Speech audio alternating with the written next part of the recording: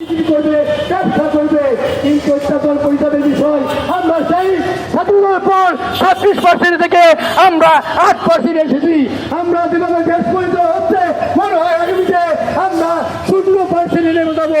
তাতে লাভবান হবো কার?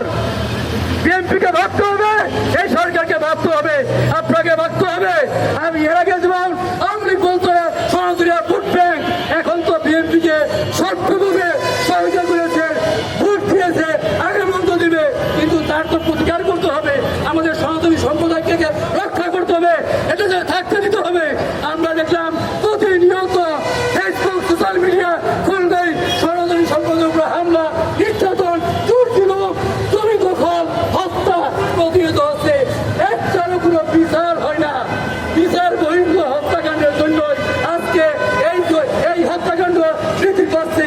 আমরা মনে করি সরকারের নিকট আহ্বান করবো, প্রশাসনের নিকট আহ্বান করবো, যদি দুই একটা ঘটনার সুষ্ঠু তদন্তের মাধ্যমে বিচার হয়, তাহলে ওই সন্ত্রাসী চক্র, ওই চক্র, ওই মৌলবাদী চক্র তারা বুঝতে হবে না, আমরা যদি অন্যায় করি তার বিচার হয়, বিচার হয়।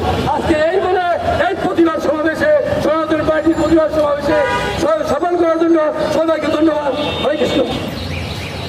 ধন্যবাদ।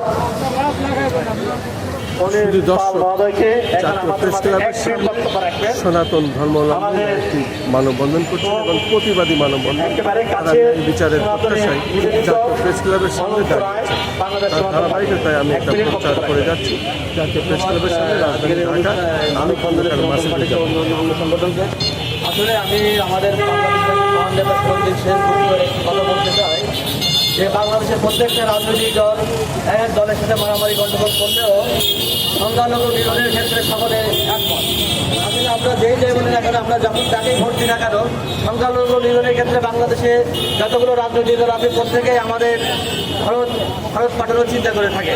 তো আমি এই বিষয়ে আরেকটা কথা বলতে চাই যে আমাদের যে সিদ্ধান্ত যে আসামি যে গণপতি চক্রবর্তী সহ যাদেরকে এখানে হত্যা করা হয়েছে, সিদ্ধার্থ বাবা আমাদের বিভিন্ন প্রেসকে বলেছিল যে আমার ছেলে যখন ঘুমিয়েছিল তখন তিনাকে ডেকে নিয়ে যাওয়া হয়, বলা হলো যে আমরা তো চিনি না, তো আপনার ছেলেকে আমাদেরকে একটু দেন, আমরা এই যে অন্ধকার বাড়িটা একটু দেখবো, যেহেতু আপনার প্রতিবেশী হিসেবে আমাদের একটু হেল্প করে।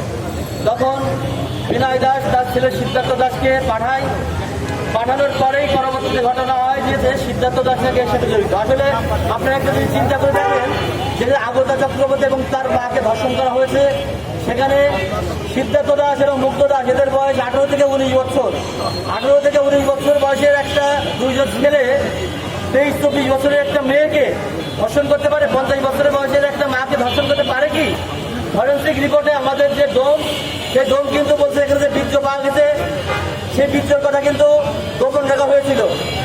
এই যে রাষ্ট্রভাবে আমাদের যে নাটকে করা হচ্ছে, এগুলোর সুরাহা করা উচিত। এবং আমি আরেকটা কথা বলতে চাই, এখানে আওয়ামী লীগ বিএনপি জামাত করে বিভিন্ন সময় জুলাই থেকে কত লোক মারা গেছে, এখানে না হিন্দু মারা গেছে 1000 মানুষ, আরো 9000 তো মুসলমান মারা গেছে। যখন যে দল ক্ষমতায় আসে, আওয়ামী লীগ ক্ষমতায় আসলে বিএনপি জামাত মারছে, বিএনপি ক্ষমতায় আসলে আওয়ামী লীগ জামাত মারছে, এভাবে করে আমাদের দেশের মানুষের মৃত্যু হচ্ছে, আমাদের দেশের সম্পদ নষ্ট হচ্ছে, আমাদের দেশে বিভিন্ন মিল ফ্যাক্টরি ধ্বংস হচ্ছে।